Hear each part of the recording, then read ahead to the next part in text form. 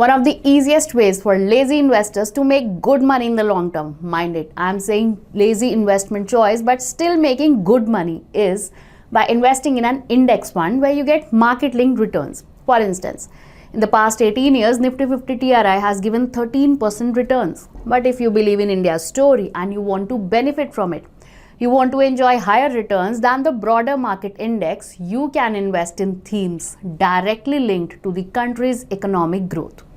So what is that one theme to invest in to ride the wave of India's growth story is what we are going to cover in today's video. Hello and welcome to our channel 5 Minute Finance by ET Money, where we talk about the basics of investing and personal finance.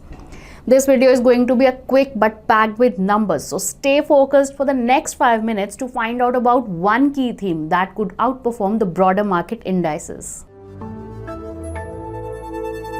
Many international institutions have forecasted that India will become the third largest economy in the world within the next 5 years. In the next 30 to 35 years, the country is expected to surpass the US and become the second largest economy in the world.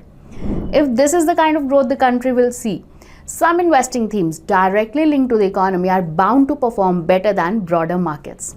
For instance, take a look at the returns for different sectors in different time periods. During the last 2 decades, private banks and auto indices have outperformed the broader index Nifty 50 with a wide margin.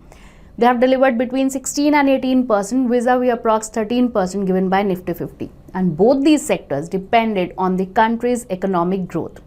But there is one problem with investing in a particular theme. Usually, themes and sectors are highly volatile. They do better than broader markets for 1 or 2 years and then they underperform. Due to this, investors usually need to time their entry and exit in themes and sector investing. But don't worry.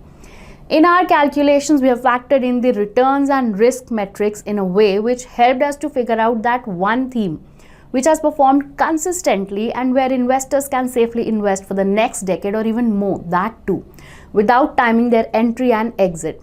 So let's dig into some numbers.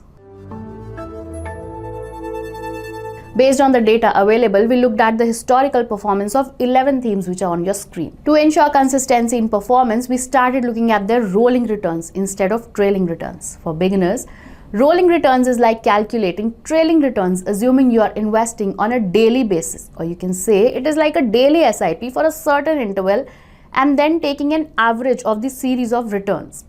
So we calculated the 5 and 3 year rolling returns for the themes during the last 10 years, which basically means that we got returns for all the possible 5 and 3 year periods in the last 10 years. So we got thousands of such instances and then we took an average of those instances. And as we have studied in school, if you remember, the bigger the sample size, higher are the chances of similar performance. So obviously, rolling returns are far more reliable than the trailing returns. So first we looked at the rolling returns of 5 years. Financial services, housing, tourism, the services sector and consumption emerged as the top 5 themes.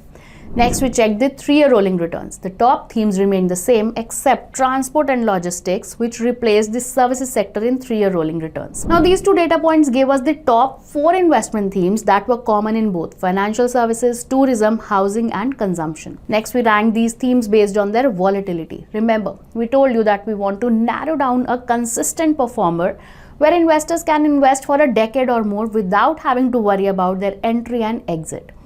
So for volatility, we looked at the standard deviation of the 5 and 3 year rolling returns. Lower standard deviation means lower volatility, which means the theme has not seen too many ups and downs compared to others over the selected time period. Consumption theme had the lowest standard deviation in case of 3 and 5 year rolling returns.